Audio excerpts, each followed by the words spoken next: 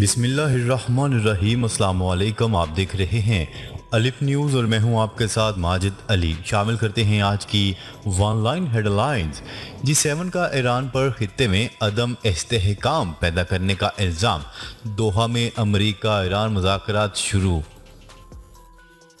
Washington اور Tehran کے درمیان بلاواسطہ بات چیت سے چند گھنٹے قبل برطانیہ میں منعقد گروپ آف 7 کے سربراہ اجلاس میں ایران کو جوہری ہتھیار حاصل کرنے سے روکنے پر زور دیا گیا اور خطے میں عدم استحکام پیدا کرنے کی ایرانی کارروائیوں کی مذمت کی گئی۔ G7 نے اپنے حتمی بیان میں تہران سے اپنی بیلسٹک میزائل کارروائیوں اور سمندری نیویگیشن کے لیے خطرات کو روکنے کا بھی مطالبہ کیا۔ G7 گروپ نے ایران کے جوہری پروگرام کو روکنے کے لیے سفارتکاری کے طریقہ کار کو اختیار کرنے کی ضرورت پر زور دیا۔ نیٹو میں شامل ہونے کے لیے ترکی نے فن لینڈ اور سویڈن کی درخواست قبول کر لی۔ تفصیلات کے مطابق ترکی نے بالآخر نیٹو میں شمولیت کے لیے سویڈن اور فن لینڈ کی طرف سے بھیجی گئی درخواست کو منظور کر لیا۔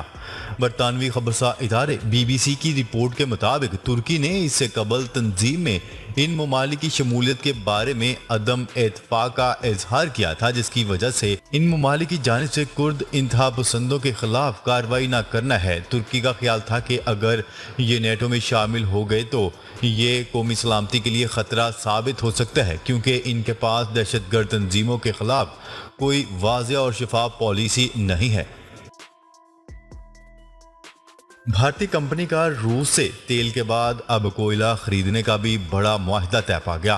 مغربی دباؤ اور پابندیوں کے باوجود بھارتی کمپنیوں نے روس سے تیل کے بعد کوئلہ خریدنے کا بھی بڑا معاہدہ کر لیا۔ غیر ملکی میڈیا کی رپورٹ کے مطابق بھارتی کمپنیوں نے روس سے تیل کے بعد کوئلہ خریدنے کا معاہدہ طے کر لیا اور بھارت کی سب سے بڑی سیمنٹ کمپنی روس سے کوئلہ خریدے گی اور الٹرا ٹیک کوئلے کے لیے ادائیگی چینی کرنسی میں کرے گی۔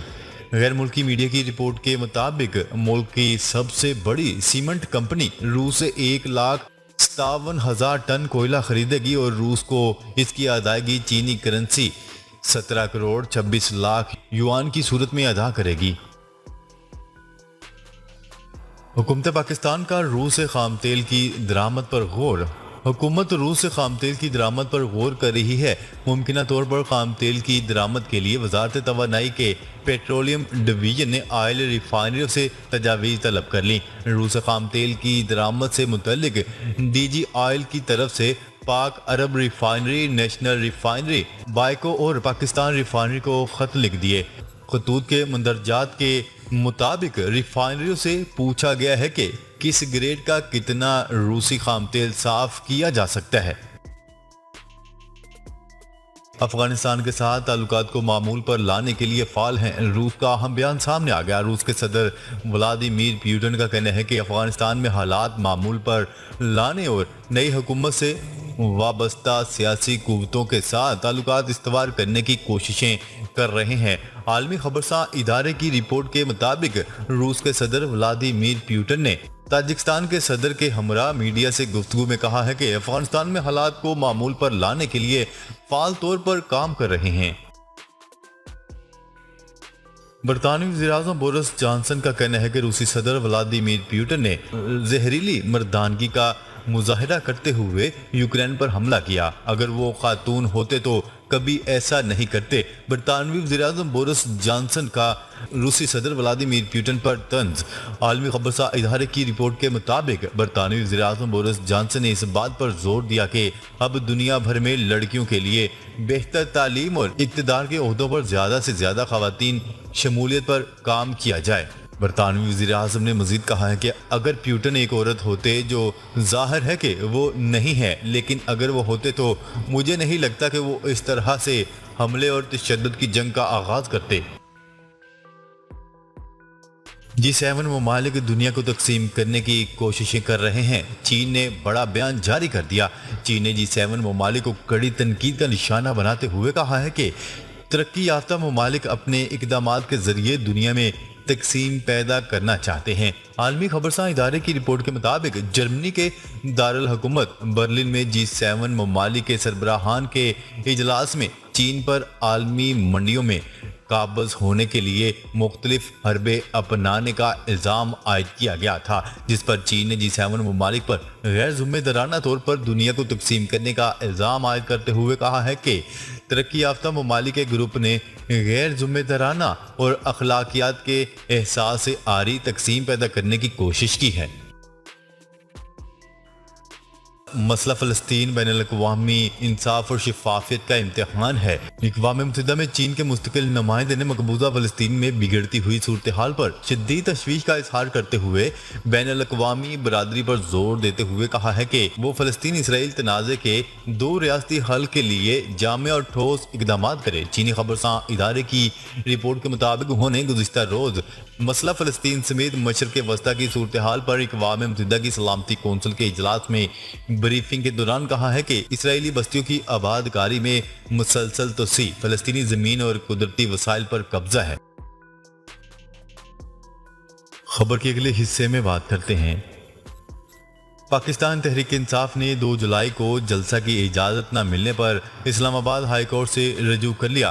تحریک انصاف کی جانب سے ضلعی انتظامیہ کو 27 جون 2022 کو جلسے کی اجازت بارے باضابطہ طور پر درخواست جمع کروائی گئی، مگر اب تک اسلام آباد انتظامیہ کی جانب سے تحریک انصاف کی جانب سے کوئی پیش رفت نہ ہو سکی۔ اس ضمن میں پاکستان تحریک انصاف اسلام آباد ریجن کے صدر علی نواز اعوان نے درخواست دائر کر دی۔ اس موقع پر میڈیا سے گفتگو کرتے ہوئے علی نواز اعوان کا کہنا تھا کہ یہ امپورٹڈ حکومت جان بوجھ کر تاخیری حربے اختیار کر رہی ہے۔ پرامن احتجاج ہمارا آئینی اور قانونی حق ہے۔ ڈالر کی قیمت میں کمی 204.75 کا ہو گیا۔ ڈالر کی قیمت میں کمی کا سلسلہ جاری۔ انٹر بینک میں ڈالر سستا ہو کر 205 روپے سے نیچے آ گیا۔ ڈالر کے مقابلے میں روپے کی قدر میں بہتری آنے لگی۔ انٹر بینک میں ڈالر کی قیمت میں 2 روپے 12 پیسے کمی ہو گئی۔ ملک میں بجلی کا بحران سنگین صورتحال اختیار کر گیا اور بجلی کی طلب میں ریکارڈ اضافہ ہو گیا۔ ذرائع کے مطابق ملک میں بجلی کا شارٹ فال 8,911 میگا واٹ تک پہنچ چکا ہے اور نقصانات کے باعث 2,000 میگا واٹ سے زیادہ بجلی ضائع ہو رہی ہے۔ ملک میں بجلی کی طلب ریکارڈ 30,233 میگا واٹ تک پہنچ گئی اور ملک میں بجلی کی پیداوار 21,322 میگا واٹ ہے۔ شاہین شاہ افریدی ODI بولنگ رینکنگ میں ٹاپ 3 میں شامل۔ پاکستان فاسٹ بالر شاہین افریدی کو محنت کا صلہ مل گیا۔ شاہین نے ون ڈے بالنگ رینکنگ میں تیسری پوزیشن پر قبضہ جما لیا۔ ICC نے تازہ پلیئرز کی تازہ رینکنگ جاری کر دی۔ شاہین افریدی کی رینکنگ میں 1 درجہ ترقی ہوئی ہے۔ پاکستانی فاسٹ بالر چوتھے سے تیسرے نمبر پر پہنچ گئے۔ پاکستان جرمنی سے اپنے تعلقات کو خصوصی اہمیت دیتا ہے۔ Army chief general Qamar Javed Bajwa. پاک فوج کے شعبہ تعلقات عامہ ISPR کے مطابق army chief general Qamar Javed Bajwa سے سبکدوش ہونے والے جرمن سفیر نے الوداعی ملاقات کی، جس میں خطے کی مجموعی سیکیورٹی صورتحال اور 2 طرفہ تعاون سے متعلق امور پر بات چیت کی گئی۔ اس موقع پر army chief general Qamar Javed Bajwa کا کہنا تھا کہ پاکستان جرمنی سے اپنے تعلقات کو خصوصی اہمیت دیتا ہے اور جرمن سفیر کی کوششوں سے باہمی تعلقات مستحکم ہوئے۔ تنخواہ دار طبقے کا ٹیکس ریلیف ختم۔ موبائل فونز LPG مزید مہنگا، بجٹ منظور کر لیا گیا۔ قومی اسمبلی سے پاس کردہ فینانس بل میں درآمدی موبائل فونز کو مزید مہنگا کر دیا گیا۔ موبائل فونز کی درآمد پر 100 روپے سے 16,000 روپے تک لیوی ٹیکس عائد کی گئی۔ اسکاٹ لینڈ کا برطانیہ سے آزادی کے لیے ریفرینڈم کروانے کا اعلان۔ اسکاٹش وزیر اعظم نے برطانیہ سے علیحدگی کے حوالے سے پارلیمان میں ایک نئے ریفرینڈم کے لیے اپنا روڈ میپ پیش کر دیا۔ نیوز رپورٹ کے مطابق اسکاٹش نیشنل پارٹی کے سربراہ سن 2023 کے موسم خزاں میں ایک ریفرینڈم کروانے کا منصوبہ رکھتی ہیں۔ ریفرینڈم میں ملک کے تقریباً 5.5 ملین باشندے برطانیہ سے آزادی حاصل کرنے یا برطانیہ کے ساتھ رہنے کے لیے ووٹ ڈالیں گے۔ ناظرین، اب تک کے لیے اتنا ہی۔ مزید خبریں لے کر بہت جلد آپ کی خدمت میں حاضر ہوں گے۔ تب تک کے لیے اپنا خیال رکھیے گا۔ اللہ نگہبان۔